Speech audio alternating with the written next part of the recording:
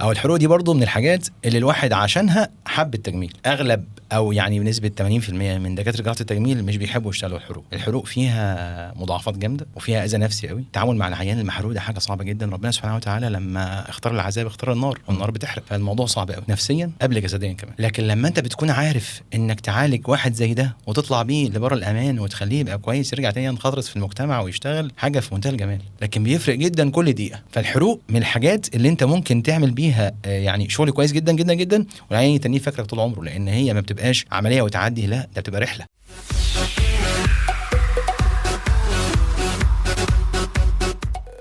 دكتور احمد، اهلا بيك معنا في بودكاست في العياده. اهلا محمد بيه. انا سعيد بالحلقه دي جدا ومبسوط ان احنا اتعرفنا على بعض بسبب بودكاست في العياده. تسلم حبيبي تسلم. انا اعرفك من زمان كشخص 4 سنين دي من فتره طويله يعني. تسلم حبيبي. احنا عايزين نتعرف اكتر على دكتور احمد. هو يعني العبد الفقير الى الله زي ما بيقولوا، احمد محمود ولاش. انا استشاري جراحه عامه جراحه التجميل، رئيس اسم جراحه التجميل في شبين الكوم التعليمي، مدير العمليات في مستشفى المواساة بشبين الكوم، وامين عام نقابه اطباء المنوفيه. حلو جدا. انا ساعات كتير بستغرب مين من الاطباء اللي ممكن يستغل وقته ويحقق منه مكاسب ماديه ويفرغ جزء من وقته للعمل النقابي. يعني انا بسال ليه، يعني ازاي؟ الله ينور عليك. السؤال ده سؤال مهم جدا. في دكاتره كتير بيتخيلوا ان احنا من كتر مثلا ما يكون في واحد حريص انه يكون موجود في النقابه او يدخل انتخابات او يشغل دماغه بدعايه او حاجه زي كده ان يكون في مكسب مادي وراه. بالعكس، هو الموضوع بالنسبه لي انا كشخص جاي اساسا يعني من وازع ايماني شويه. انا احب جدا اخدم حد. ربنا سبحانه وتعالى يعني في عون العبد ما دام العبد في عون اخيه. وانت من النقابه ممكن تعمل للناس حاجات بسيطه جدا وتخلصها لهم بسهوله وهم يستريحوا جدا، وهي بالنسبه لهم كانت حاجه صعبه جدا. فتبقى انت خدمته وريحته وفي نفس الوقت انت ما بذلتش مجهود فظيع، بس زي ما انت قلت كده استقطعت وقت من وقتك. الاستقطاع ده ربنا سبحانه وتعالى بيعوضك عليه. وفي ناس شخصيتها فيها الحته دي، يعني في ناس شخصيتها خدومه، هو عنده استعداد ينزل يلف معاك لفه او يعمل لك يعني شغلانه كده صغيره يخلصها لك، او يبذل شويه مجهود زياده من عنده عشان يخلص لك حاجه من غير حاجه، هو بس مستريح ومبسوط ان انت كده خلصت خدمتك وبقيت مبسوط. النقابه عايزه كده. النقابه هي مؤسسه خدميه وحقوقيه. احنا ناس كلنا اطباء فمتجمعين مع بعض كاطباء، جبنا كام واحد يبقى مسؤولين عننا يدافعوا عن حقوقنا شويه ويعملوا لنا شويه حاجات متنفسه، حاجه ترفيهيه، حاجه فيها دوره علميه، حاجه فيها دوره تدريبيه، فالناس تبقى حاسه ان انت ايه في ظهرهم. لما يكون عايزك يلاقيك، لما يكون في مشكله وعايز يستشير حد يلاقي حد يقف جنبه ويساعده من غير ما يكون مستني حاجه وعايز مصلحته بس. فهي دي ميزه النقابه بصراحه، ان انت ممكن تعمل الكلام ده من غير ما يبقى عندك مشكله ولا عندك يعني مثلا غضاضه يقول لك انت بتعمل كده ليه. لا، ده انا مسؤول عن الكلام ده، انا امين عام مثلا او انا عضو في مجلس النقابه، حقي او مطلوب مني ان انا ادافع عن الاطباء، مطلوب مني ان انا اخلص حاجاتهم، اخلص لهم مشاكلهم، اخلص لهم طلباتهم او الحاجات اللي هم عايزينها. فدي حاجه تفرق جدا يعني. طب كلمني اكتر عن المناصب اللي انت اشتغلتها في النقابه من اول يوم لحد النهارده في النقابه. مشوار جميل ده بصراحه. انا بدات في النقابه من اول انتخابات اتعملت 2011. كانت النقابه قعدت فتره الانتخابات فيها موقوفه، وبعدين 2011 عملنا انتخابات. كانت من اجمل الانتخابات اللي اتعملت في النقابات بصراحه. نقابه الاطباء البشريين الاقبال كان جميل جدا، الناس كانت متنافسه محترمه جدا، كان في تعامل جميل قوي قوي بين الناس ومتنافسين مع بعضهم. كانت 2011 دي كنت نجحت الحمد لله باعلى الاصوات. واول ما دخلت المجلس كنت مسكت امين مساعد، امين صندوق مساعد. قعدت 2 سنين وبعدين مسكت امين صندوق. قعدت 6 سنين بعدهم ماسك امين صندوق. وبعدين انت عندك مبدا هناك ان بعد 10 سنين دورتين لازم تقف شويه. قفيت 2 سنين ورجعت تاني بقى مسكت امين عام. عظيم. رحله عظيم، رحله طويله يعني. الحمد لله. طب انت ليه قاعد لحد دلوقتي؟ انا اعرف ان احمد ولاش راجل شاطر في الجراحه بس انت ليه قاعد لحد دلوقتي؟ انا بشوف في ناس كتيره مش يعني. بص، هو الموضوع له شقين. الشق الاولاني حاجه اجتماعيه شويه اسريه. في ناس كده شخصياتها بيتوتيه شويه، عارف انت، هو مستريح ومبسوط ان هو وسط الايه العائله بتاعته، الاجتماعيات بتاعته، البيئه بتاعته، اللي بيعملوا له زي كده ايه سياج من العلاقات الاجتماعيه المريحه. السمك اللي ما بيعرفش يعيش بره الميه. الله ينور عليك. الحاجه الثانيه ان الحمد لله برضو الواحد لازم يعترف ان ربنا سبحانه وتعالى كان مريح له الدنيا. يعني كان في فرصه ان الواحد هنا يعمل اسم ويشتغل كويس، فانت بتلاقي عندك فرصه انك تخدم الناس اللي انت ممكن يكون لك علاقه بيهم، وتعمل لهم يعني خدمه طبيه كويسه وانت موجود في بلدك والحمد لله ربنا مساعدك. طب بما انك في النقابه، انا فعلا في شيء يعني غريب انا بلاحظه اليومين دول، وممكن تكون انت انسب حد اتناقش معاه فيه. ان في عملاء عندي وفي ناس انا اعرفهم ده اطباء شاطرين عندهم ريت وعندهم ترافيك محترم، وفجاه قفل العياده وساب مصر.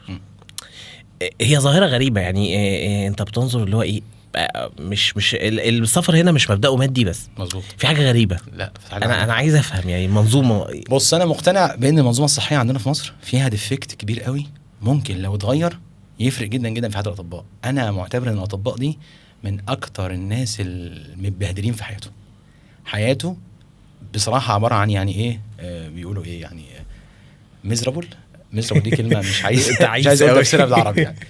ايه المشكله اللي عندك؟ ان انت عندك ثلاث اتجاهات لازم تمشي فيهم الثلاثه بالتنسيق.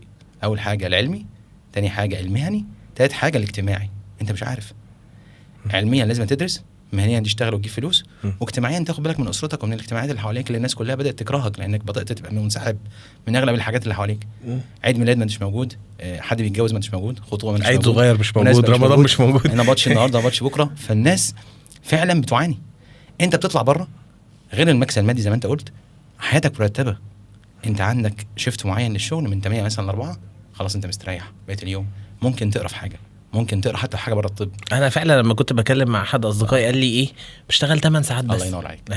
دي بقى المشكله ايه هي؟ ان انت هنا ما عندكش اي فاصل بين الشغل العام والشغل الخاص.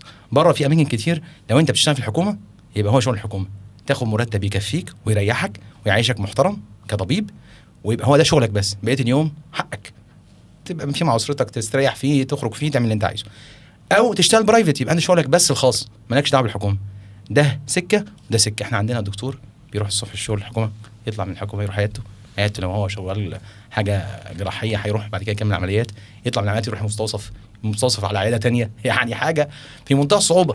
تلاقيه مخلص اليوم بتاعه وهو بيحلم انه يستريح ساعتين عشان يكمل الطحونه بتاع بكره. فمش بيبقى كله مكسب مادي. في ناس منهم كتير بيبقى نفسه بس ياخد نفسه. بس بقى زي ما انا قلت لك، هي الفكره ان في شخصيات الكلام ده مش مناسب ليها قوي.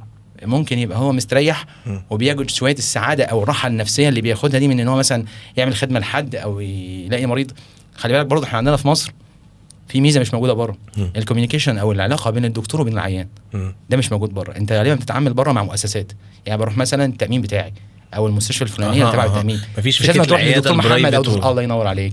لكن احنا هنا عندنا في كوميونيكيشن مع دكتور بالاسم، انا عايز دكتور فلان، فانت بتيجي للدكتور فلان يبقى في شويه يعني ايه تناغم بينكم وبين بعض. تلاقي بقى فلان ده بقى كان واحد من العيله كل شويه يقول لك ايه، انا عندي فلان ابن اختي عايز اجيب لحضرتك، وانا عندي فلان ابن مش عايز حضرتك تبص عليه، عايز حضرتك تكشف عليه، عايز حضرتك تعمل له عمليه. فتلاقي ايه الوصله دي زادت، بقى في تواصل مع العيله كلها مش مع فرد واحد. الحاجات دي جميله مش موجوده في المجتمعات اللي بره، من الحاجات اللي بتعوضنا شويه عن التعب والضغط بتاع الطب وبتاع اللفه الطحونه اللي انت قاعد فيها طول اليوم دي. في تعقيبي المتواضع على النقطه بتاعت عيوب المنظومه الطبيه، انا عايز اعرف اصلا يعني فكره المساءله القانونيه بتقع على الدكتور ازاي؟ انا الدكتور ايه اللي ليه وايه اللي عليه، وانا كمريض ايه اللي ليا وايه اللي عليا؟ دكتور عمل حاجه غلط، مين اللي هيقول ان هو غلطان، مين اللي هيقول ان هو صح، وانا اقدر اشتكيه ازاي؟ هو يقدر يامن نفسه مظبوط ازاي؟ هو الناس لازم تفهم ان المساءله الطبيه او المنظومه الطبيه هتبقى كويسه للطرفين. يعني لما يكون في قانون كويس للمساءله الطبيه مش هيبقى بس في مصلحه الدكتور، لو في مصلحه العيان كمان. لما انا اكون عارف ايه حقوقي وواجباتي، ايه المطلوب مني وايه الحاجه اللي المفروض هي حقي في شغلي، يخليني اشتغل وانا مطمن. ايه عيوبنا عندنا في مصر؟ الناس بقت فيها شويه تجرؤ على المنظومه الطبيه. وانا مش هضحك عليك ان احنا ممكن يكون جزء من الحكايه دي كاطباء، ان احنا بينا وبين بعض ممكن ما يكونش في حرص على بعض بالدرجه الكافيه البعض يعني. لكن طبعا بتفرق جدا ان انت تكون عارف ايه المطلوب منك وايه اللي ما ينفعش تعمله. انا مش هدافع عن حد عمل حاجه غلط، بس هي الفكره مفيش دكتور هداخل ناوي يأذي عيان يعني او ناوي يضره. في حاجات ما ينفعش اسكت عليها او ما ينفعش اقول لك مبرر ليها. حد شغال من غير ترخيص، حد شغال في مكان مش مرخص، مكان مش مؤهل انك تعمل فيه عمليه معينه، حد اشتغل في حاجه مش حتته مش بتاعته مش مرخصه ان هو يعملها، لا ما اقدرش ادافع عنه. ده يستاهل ان هو يتحاسب. بس برضه الراجل اللي داخل يعمل عمليه وحصل منه اي مشكله، ما ده الورده في الكتب، ما ده الموجوده عندنا يا جماعه، وانت متاكد 100% ان الدكتور ده راجل درس واجتهد وتعب وتعلم وداخل يعمل عمليه، اكيد مش عايز يطلع بمشكله العيان، اكيد مش عايز يطلع بكومبليكيشن ايا كانت هي ايه، باي مضاعفات. هو عايز يعمل للعيان احسن حاجه، عشان اسمه يا سيدي، بلاش عشان العيان. فبتفرق جدا جدا ان هو يعمل الكلام ده وهو مطمن ان في ظهره حاجه كويسه. فلما تيجي تحاسبني اجيب لجنه من استشاريين متخصصين في التخصص بتاعي اللي انا عملته ويقيموا الشغل بتاعي، يحاسبوني بالكتاب. انا مشيت على البروتوكول الطبي مظبوط. طيب الحاجه اللي انا حصلت مني دي حاجه وارده ممكن الحدوث حتى لو بطريقه نادره وارده، يبقى انا مقبول اللي حصل مع يعني مراعاه ان في مضاعفات. لكن تشتغل في مكان مش مرخص، مش مؤهل انك تشتغل فيه، مش امن على العيان، او تشتغل وانت مش معاك ترخيص بالعمل اللي انت بتعمله ده، او في حته مش بتاعتك، لا ما اقدرش ادافع عنك. فده الحاجه اللي احنا عايزين نطلع بيها من المساله الطبيه، ان احنا يبقى في حاجه تضمن حق العيان في خدمه طبيه محترمه متخصصه تديله الخدمه المثلى زي ما بيقولوا، وفي نفس الوقت الدكتور يشتغل من غير ضغوط عليه، من غير ما يحس ان في كرباج في ظهره. مش منطقي ان انا الدكتور يخش يعمل عمليه يلاقي نفسه مطالب او يعني مطلوب ان هو يتحبس او يتسجن او حاجه حرام. ارجع تاني يا جماعه اقول انا مش بدافع عن دكتور عمل حاجه خارج السياق الطبي، انا بدافع عن دكتور داخل يعمل عمليه للعيان وهو يبتغي ان هو يعالجه وبستر ربنا سبحانه وتعالى. في برضو حاجه عندنا صغيره الفت النظر ليها، في عندنا حاجه اسمها معدل مضاعفات. يعني دكتور اشتغل 100 حاله وطلع منه مضاعفات في حاله، ده معدل مضاعفات مقبول. دكتور اشتغل 5 حالات، ال5 حالات حصل فيهم مشاكل، ده دكتور محتاج يتراجع. هو ده النظام عندنا. المفروض ان في حاجه اسمها مراقبه طبيه مستمره. من مين؟ من الاطباء نفسهم. للاطباء نفسهم، انا عندي استشاريين او كادر علمي معين او منظومه مسؤوله عن تخصص معين بتتابع الاطباء اللي في التخصص اللي فيها. انت اشتغلت 20 حاله كان في عندك مشكله، اشتغلت 10 حالات كان في عندك مشكلتين، ونتابع ونحسن. لكن ان الموضوع يمشي كده بالطريقه بتاعتنا دي، لا طبعا للاسف الشديد ده بيخلي الناس تدور انها تسافر زي ما كنا بنقول، او حتى دكاتره الناس تفقد الثقه فيها، وده مش عايزينه. من ضمن الطاحونه اللي انت عشت فيها بقى، انا لما اتكلمنا مع بعض انا عارف ان انت كان لينا دور اداري في اكتر من مستشفى قبل كده. انا محتاج اعرف برضه المستشفيات اللي احنا عدينا عليها. هو برضه ربنا سبحانه وتعالى كان ميسر للواحد حاجات حلوه في الاول. ان احنا اول ما اتخرجنا، انا خريج كل دفعه 2005 طب المنوفيه، كان مستشفى المواساة كانت هي المستشفى اللي يعني لها السطوه ماركت ليدر. فكان ليا حظ ان ابدا فيها شغل بدري قوي. واحده واحده مسكت فيها حاجه اسمها اداره الطوارئ. اداره الطوارئ دي يعني بقى مسؤوله عن الاطباء بتوع الطوارئ وطيبات الطوارئ اللي بيجوا في المستشفى في الفتره بتاعه الشغل ال 24 ساعه. بدات مستشفى تانية المعلمين تبدا تبان شويه، فعايزين يعملوا منظومه طوارئ، فكلموا احمد، فرحت مسكت هناك الطوارئ. عملنا برضه منظومه كويسه جدا، وبدانا نعمل حاجه اسمها طوارئ هناك. بقى في دكتور موجود 24 ساعه يبص على الحالات ويتابعها. كان الاول الناس تعتبر المستشفى مهجوره يعني، فواحده واحده دي اتحسن شويه، وجات بقى مستشفيات خاصه كبيره، كيانات كبيره بقى تتجمع زي مثلا مستشفى مودة. برضو ربنا كرمني، كان في الاول ما بدانا نشتغل عملنا تيم كده محترم جدا، ومسكت انا الطوارئ وقتها، وعملنا برضو نظام طوارئ محترم هناك ودكاتره الطوارئ. كانت برضو من الحاجات الجميله قوي لحد دلوقتي بسم الله ما شاء الله عامله شغل كويس جدا جدا جدا. وبعدها الضر، فيعني اغلب المستشفيات اللي عندنا كلهم الحمد لله. لكن انا دلوقتي بقى خلاص يعني شغلي الاساسي هو المواساة خلاص. طيب انا دكتور احمد دكتور جراحه عامه ولا دكتور تجميل؟ ايوه. وايه الفرق بين الاثنين؟ يعني هل بتاع الجراحه العامه ما ينفعش يشتغل تجميل، ولا بتاع تجميل ما ينفعش يشتغل جراحه عامه؟ يعني خلينا نفك الطلاسم دي دايلما جامده قوي، ومن اكتر الحاجات اللي ساعات الناس تسالها لي وساعات الناس تهاجمني كمان بسبب الحكايه دي بصراحه. يعني هو احنا عندنا بس النظام اختلف شويه. الجراحه العامه كانت هي الاساس، الناس تروح تاخد جراحه عامه، ومن خلال الجراحه العامه ياخد تخصص تحتيها، جراحه تجميل، جراحه اورام، جراحه اوعيه دمويه، جراحه جهاز هضمي. لكن الاساسي لازم ياخد جراحه عامه. وعلى فكره الحكايه دي كانت كويسه، لان انت بتتعلم مهارات اساسيه الاول، وبعد كده تبدا تتخصص، يعني تعمل زي كده ريفاينمنت، تحسن شغلك وتخش في حته معينه تركز فيها. فكان زمان مثلا في مستشفى التعليمي عندنا تاخد 6 شهور جراحه عامه، وبعدين تروح 6 شهور جراحه تجميل، ترجع 6 شهور جراحه عامه، وبعدين 6 شهور جراحه تجميل. فعشان كده كان في عندنا الحمد لله فرصه كويسه ان انا اشتغل جراحه عامه كويس. ووقتها ما كانش حتى برضو جراحه التجميل خدت حيزها قوي كده، بس الحمد لله الواحد زي ما بيقولوا كده جابها يعني من الاول. فالحمد لله ربنا كريم، بنعرف نشتغل جراحه عامه كويس، والحمد لله تخصصنا جراحه التجميل، فالحمد لله خدنا فيها دكتوراه وبقينا كويسين في جراحه التجميل. فاحنا بنشتغل جراحه عامه وجراحه التجميل. خليني اخش معاك في جراحات التجميل، وتحديدا من باب جراحه التجميل للحروق.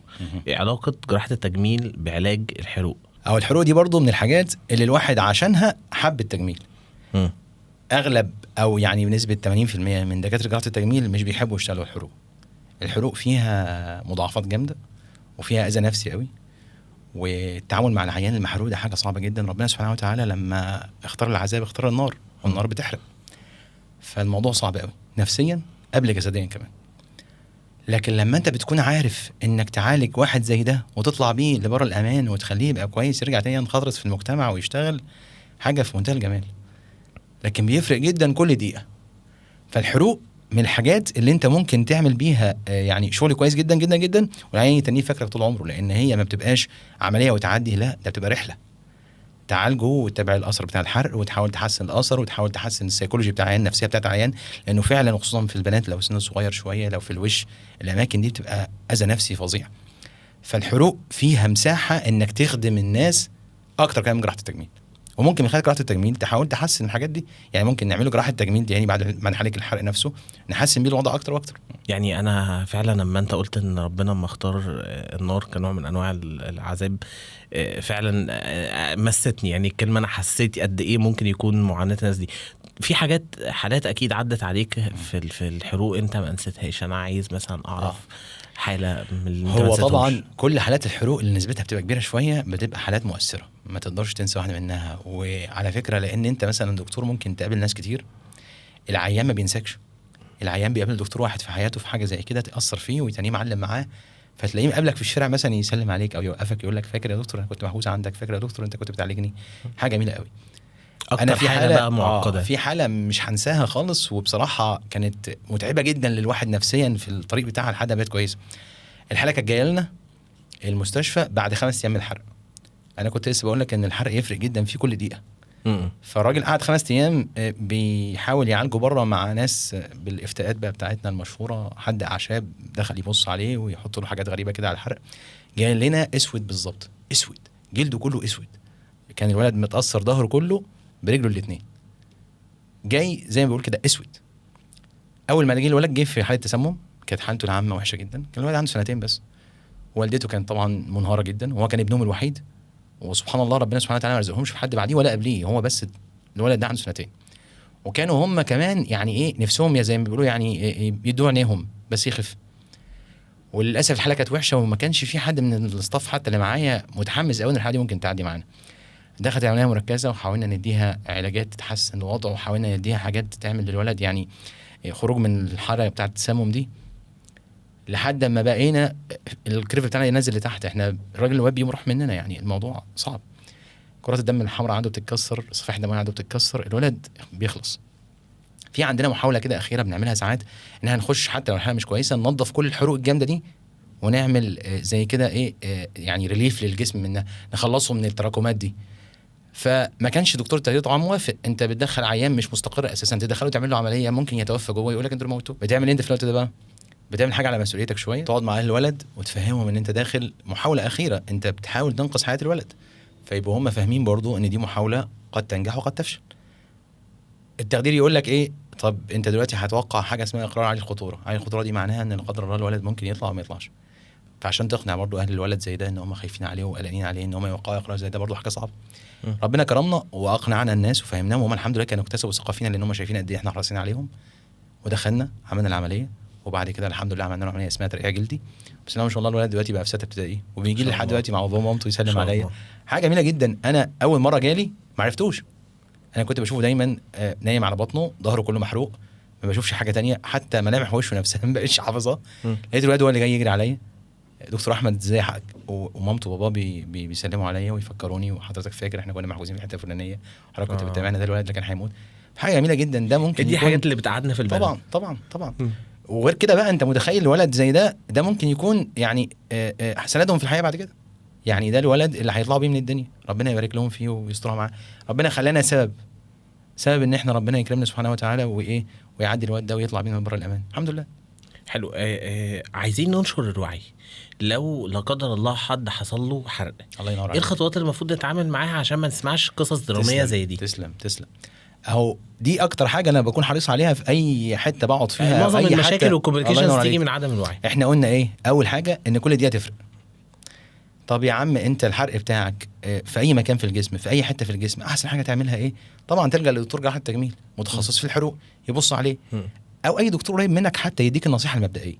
بس انا دلوقتي اتحرقت او لا قدر الله حصل حرق لابني الصغير، لحد كبير، لحد صغير، لحد ما يقدرش يتحرك، ايه اول حاجه ممكن اعملها علشان ابدا اساعده لحد ما اوصل للمكان اللي هاخد فيه الخدمه الطبيه او النصيحه الطبيه دي. اعمل كمادات ميه ساقعه، ابعده عن مكان الحرق او ابعد عن الحاجه اللي بتتحرق دي او المصدر الحروق عنه يعني. وبعدين اعمل كمادات ميه ساقعه، كمادات ميه ساقعه. طب السؤال، ميه ساقعه ولا تلج؟ لا ميه ساقعه. مش تلج، لا التلج ممكن يأذيه اكتر لان درجه الحراره الواطيه قوي دي ممكن تأذيه كمان.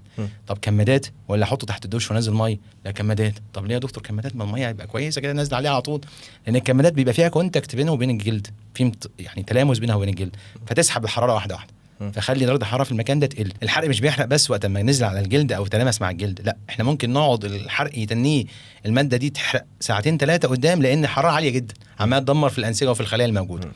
فتفرق انك تعمل الحاجه دي، انت بتعمل كده زي كاونتر اكت، اكنك بتضاد الحراره الموجوده، فانت بالتالي بتقلل التاثير بتاع الماده اللي بتحرق او الحاجه اللي حرقت في المكان ده. تلاقي العيان بدل ما كان مثلا ممكن يبقى مساحه 20% بقت 10%، تلاقي بدل ما كان هيبقى درجه ثالثه او درجه رابعه، درجه اولى او درجه ثانيه. طب امتى اعتبر الحرق ده مش محتاج دكتور؟ انا يعني بقول دايما للناس نصيحه، ما تقولش كده، لازم تروح للدكتور في الحروق خصوصا. انا لسه بقول لحضرتك قد ايه الموضوع يفرق. احنا يا جماعه ما بنعالجش حرق وخلاص، انت ممكن تلاقي عيان طول عمره بيعالج اثر حرق، فتفرق ايه ان انت تيجي لحد متخصص صح. يبص بصه، تاخد نصيحه وتطمن وتبقى ماشي صح، هتفرق جدا معاك، عشان حتى النتيجه النهائيه بتاعه الحرق تبقى مش سايبه اثر مؤذي للعيان نفسيا او جسديا. طب من خلال بقى مسيرتك قول لي ايه اكتر الخرافات اللي قابلتها في الموضوع ده؟ كتير. للمشكله ان الناس ساعات ما بتكونش مصدقه انها خرافه. يعني انت حتى تجادل معاهم وتتكلم وتقول يا جماعه الكلام ده ما ينفعش، تلاقي الناس بتحاربك اكن انت يعني ايه تخش في عقائد. يعني اشهر حاجه مثلا معجون الاسنان محروق يحط معجون اسنان. حاجه تانية مشهوره قوي عندنا في القرى خصوصا والحاجات دي، العسل اول ما يتحرق يحط عسل. برضو من الحاجات اللي احنا شفناها قريب وحاجه مستفزه جدا، دقيق، بيض. والله العظيم هي الفكره في ايه؟ الحاجات دي مرطبه بتقلل درجه الحراره شويه، فالعيان بيحس ان هو هادي شويه، فعشان كده خدت البوبيلاريتي، خدت الانتشار ده ان هو يعني العيان بيستريح شويه. لا ده مش معناه ان هي حاجه كويسه. حضرتك حطيت ماده مش معقمه ولا فيها اي نوع من انواع النظافه على مكان فيه عدوى وهو محروق معلوش جلد يحافظ على العيان نفسه او يحميه من العدوى، دخلت له البكتيريا لحد جوه جسمه. فطبعا الحاجات دي كلها حاجات سيئه جدا. وموضوع الاعشاب اللي كنت بقول لك عليه، يعني الناس دلوقتي بقت تروح بقت كأنها تجاره. يعني في واحد معروف ان هو بيعالج بالاعشاب، يروح له يعالجه ويديله اعشاب. في طبعا حالات بتبقى بسيطه بتخف، بس هي المشكله في الحالات الكبيره اللي بيبقى فيها مشاكل كبيره. احنا ربنا سبحانه وتعالى مدينا حاجات من دي ممكن تكون نافعه فعلا، وناس حطها في كريم طبي مستخدم عشان الاغراض الطبيه. اروح انا احط حاجه جايه من الشارع ليه؟ انا ربنا سبحانه وتعالى مسهل لي ان هي تتكون في مرهم او في كريم واستخدمه ويديني نتيجه جميله جدا جدا زي الفل ويتحسن العيان. ليه استخدم حاجات من غير ما اكون مجهزه للاغراض دي؟ طب هل الطب بيعجز احيانا عن علاج بعض حالات الحروق؟